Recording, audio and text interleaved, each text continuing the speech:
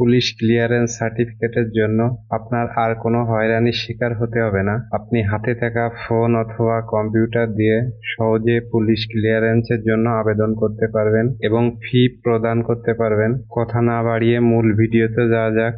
শুরুতে আপনারা যে কোনো একটি ব্রাউজারে গিয়ে পুলিশ ক্লিয়ারেন্স বিডি লিখে সার্চ করবেন। প্রথমে যে লিঙ্কটি আসবে এই লিঙ্কে আপনারা প্রবেশ করবেন, অথবা লিঙ্কটি আমি ডেসক্রিপশন বক্সে দিয়ে রাখবো, সেইখান থেকেও আপনারা দেখে নিতে পারেন। প্রথমে যদি আপনার এই সাইটে রেজিস্ট্রেশন করা থাকে তাহলে মোবাইল নাম্বার এবং পাসওয়ার্ড দিয়ে লগ ইন করে নেবেন। যদি অ্যাকাউন্ট করা না থাকে তাহলে আপনাকে রেজিস্ট্রেশন করতে হবে। সেক্ষেত্রে আপনার রেজিস্ট্রেশন বাটনে ক্লিক করতে হবে। আপনারা যে সকল ইনফরমেশনগুলো দিবেন সবই আপনার পাসপোর্ট অনুসারে দিবেন। প্রথমে আপনার রেজিস্ট্রেশন করার জন্য আপনার নাম, এখানে আপনার ইমেইলটি দিয়ে দেবেন। তবে ইমেইলটি দিয়ে দেওয়াই ভালো, কারণ ভেরিফিকেশনের জন্য আপনার ইমেইল থাকলে শুধুমাত্র লিঙ্কে ক্লিক করলেই ভেরিফিকেশন হয়ে যাবে। এরপর আপনার মোবাইল নাম্বার, এনআইডি নাম্বার, এরপর আপনার একটি পাসওয়ার্ড দিতে হবে। পাসওয়ার্ড দেওয়ার ক্ষেত্রে ক্যাপিটাল লেটার, স্মল লেটার এবং কিছু সংখ্যা সাথে একটি সিম্বল অ্যাড করতে হবে, তা না হলে আপনার পাসওয়ার্ডটি নিবে না। নিচে কনফার্ম পাসওয়ার্ডে আপনি একই পাসওয়ার্ড বসিয়ে দিবেন। এরপর এখান থেকে দুইটি যোগফল বসিয়ে কনফার্ম বাটনে ক্লিক করবেন। কনফার্ম বাটনে ক্লিক করার পর আপনার অ্যাকাউন্টটি ভেরিফিকেশন করতে হবে। সেক্ষেত্রে আপনার যদি ইমেইল দেয়া থাকে তাহলে ইমেইলে একটি লিঙ্ক পাঠানো হবে, সেই লিঙ্কে ক্লিক করে ওপেন করলেই আপনার ভেরিফিকেশন হয়ে যাবে। যদি ইমেইল দেয়া না থাকে তাহলে আপনার মোবাইল নম্বরে গিয়ে এই কোডটি লিখে সেন্ড করবেন 26969 নম্বরে। ফিরতি এসএমএসে আপনাকে দেখাবে সাকসেসফুলি ভেরিফাইড। ভেরিফিকেশন সম্পন্ন হওয়ার পর আপনার অ্যাকাউন্টে প্রবেশ করতে হবে। অ্যাকাউন্টে প্রবেশ করার জন্য আপনার মোবাইল নাম্বার এবং যে পাসওয়ার্ডটি দিয়েছিলেন সেটি দিয়ে লগ ইন করতে হবে। অ্যাকাউন্ট লগ ইন করার পর আপনারা এখান থেকে বিভিন্ন নির্দেশিকাগুলো পড়ে নেবেন। এইখান থেকে আপনার কি কি ডকুমেন্ট লাগবে, কি পারপস আপনি এটি ব্যবহার করবেন, সব ইনফরমেশন এখান থেকে পড়ে নেবেন। সকল তথ্য পড়ার পর আপনাকে অ্যাপ্লাই বাটনে ক্লিক করতে হবে। অ্যাপ্লাই বাটনে ক্লিক করার পর আপনার ফার্স্টে কি পারপস আপনি এই পুলিশ ক্লিয়ারেন্স নিতে চাচ্ছেন সেই পারপসটি সিলেক্ট করতে হবে। আপনি যদি বিদেশ যেতে চান তাহলে আপনাকে গো অ্যাব্রোড সিলেক্ট করবেন, আর যদি অন্য পারপস হয়ে থাকে তাহলে আদার্স সিলেক্ট করবেন। তবে এক্ষেত্রে আপনাকে সরাসরি ডিএসবি অফিসে যোগাযোগ করতে হবে। এরপর আপনি কোন দেশে যেতে চান সেটি সিলেক্ট করে দিবেন। দেশটি সিলেক্ট করার পর আপনার এখানে সকল ইনফরমেশন দিতে হবে। এই সকল ইনফরমেশন আপনি অবশ্যই আপনার পাসপোর্ট অনুযায়ী দিবেন, তা না হলে আপনার আবেদনটি বাতিল হয়ে যেতে পারে।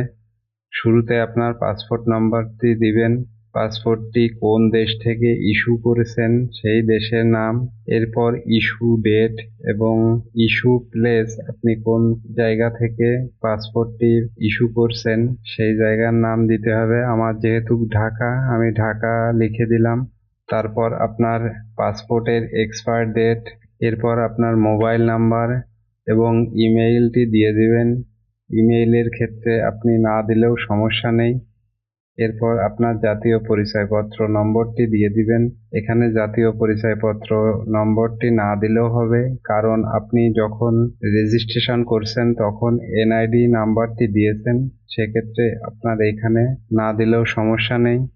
এরপর যদি আপনি পুরুষ হন তাহলে এমআর সিলেক্ট করবেন এবং মহিলা হলে এমএস সিলেক্ট করবেন।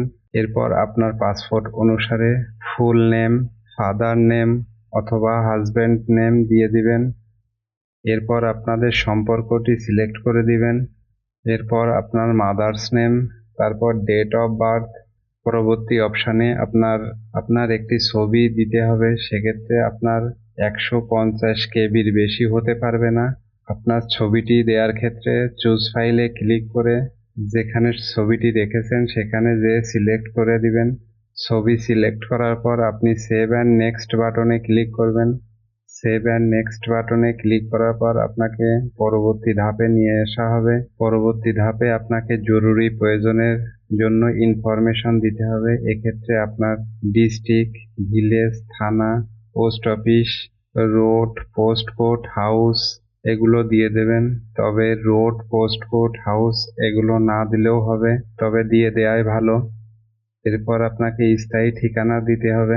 এটিতে একইভাবে আপনার ডিস্ট্রিক্ট, ভিলেজ, থানা, post office, road, post code, house একই অনুসারে দিয়ে দিবেন। এরপর আপনি প্রেজেন্ট অ্যাড্রেসে কোথায় থাকেন সেটি দিয়ে দিতে হবে। এটিতে একইভাবে আপনি পূরণ করবেন আপনার ডিস্ট্রিক্ট, ভিলেজ, থানা, post office, road, post code, house ইত্যাদি।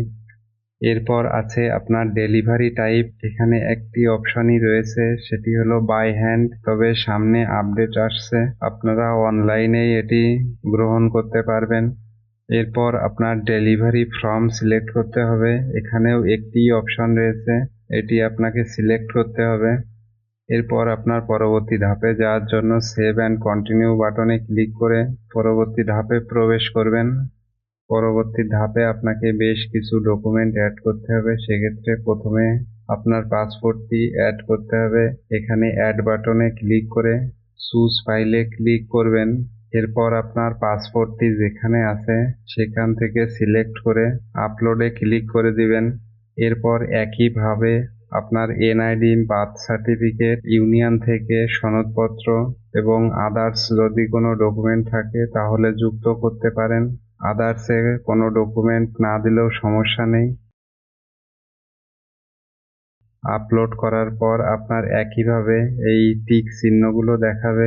এরপর আপনার আপলোড সম্পন্ন হয়ে গেলে সেভ অ্যান্ড কন্টিনিউ বাটনে ক্লিক করবেন। পরবর্তী ধাপে আসার পর আপনি যে সকল ইনফরমেশনগুলো দিয়েছেন সেটি ভালোভাবে দেখে নেবেন। যদি কোনো তথ্য ভুল থাকে তাহলে এখান থেকে এডিট বাটনে ক্লিক করে সংশোধন করে নিতে পারেন। যদি সবকিছু ঠিক থাকে তাহলে আপনি ফাইনাল সাবমিটে টিক দিয়ে কনফার্ম বাটনে ক্লিক করে দিবেন। ফাইনাল সাবমিট করার পর আপনার রেফারেল নাম্বার, পাসপোর্ট নাম্বার, আপনার নাম এবং মোবাইল নাম্বার শো করবে। এরপর আপনার টাকা পরিশোধের জন্য প্রথম 1 নম্বর এই অপশন থেকে ক্লিক বাটনে ক্লিক করবেন। ক্লিক করার পর আপনার সোনালী পেমেন্ট গেটওয়ের পেমেন্ট অপশন চলে আসবে। এখান থেকে আপনি যে মাধ্যমে পেমেন্ট করতে চান সেটিতে সিলেক্ট করতে হবে। আমি যদি বিকাশ, নগদ এবং রকেটের মাধ্যমে পেমেন্ট করতে চাই তাহলে মোবাইল ব্যাংকিংয়ে ক্লিক করব। এরপর আমি বিকাশটি সিলেক্ট করে দিব।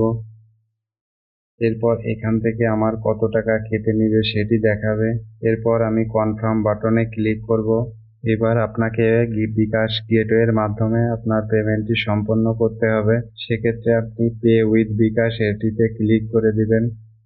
এরপর আপনার যে নাম্বারে বিকাশ অ্যাকাউন্ট রয়েছে সেই নাম্বারটি বসিয়ে কনফার্ম বাটনে ক্লিক করবেন।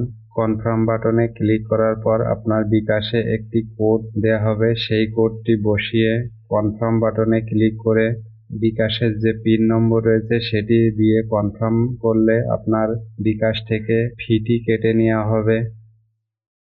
আপনার পেমেন্টটি সফলভাবে সম্পন্ন হওয়ার পর বিকাশ ট্রানজ্যাকশন নম্বর, চালান নম্বর এবং বিস্তারিত দেখাবে। এগুলো অবশ্যই একটি নোট রাখবেন এবং চালানটি ডাউনলোড করে রাখবেন। মনে রাখবেন এই ডাউনলোড কপি আপনার কাজে লাগবে।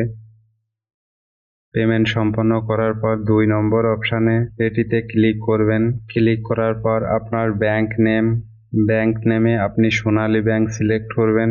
এরপর ডিস্ট্রিক্ট সিলেক্ট করতে হবে। যদি আপনি বিকাশের মাধ্যমে পেমেন্ট করে থাকেন তাহলে ঢাকা সিলেক্ট করবেন। যদি সরাসরি চালানের মাধ্যমে জমা দিয়ে থাকেন তাহলে সোনালী ব্যাংকের যে ডিস্ট্রিক্টে জমা দিয়েছেন সেটি সিলেক্ট করবেন। এরপর আপনার ব্রাঞ্চের নেমটি সিলেক্ট করতে হবে। যদি আপনি বিকাশের মাধ্যমে পেমেন্ট করে থাকেন তাহলে লোকাল অফিস ব্রাঞ্চ সিলেক্ট করবেন। এরপর আপনি কত তারিখে চালানের টাকা জমা দিয়েছেন সেই তারিখটি দিয়ে দেবেন। এরপর আপনার আগে পাওয়া যে চালান নম্বরটি রয়েছে সেটি এখানে বসিয়ে দিবেন। এরপর আপনার চেক চালানে ক্লিক করবেন। চালানটি জমা হতে একদিন সময় লাগে। সেক্ষেত্রে আপনি যদি আজ টাকাটি জমা দিয়ে থাকেন তাহলে পরবর্তী দিন 12টার পরে সেটি জমা হবে। সেক্ষেত্রে আপনাকে পরের দিনের জন্য অপেক্ষা করতে হবে। পরের দিন একইভাবে ওয়েবসাইটে গিয়ে লগ ইন করবেন। লগ ইন করার পর দেখতে পারবেন আপলোড চালান, এখানে ক্লিক করবেন। এরপর এখান থেকে আগের মতো একইভাবে ইনফরমেশনগুলো দিয়ে দিবেন।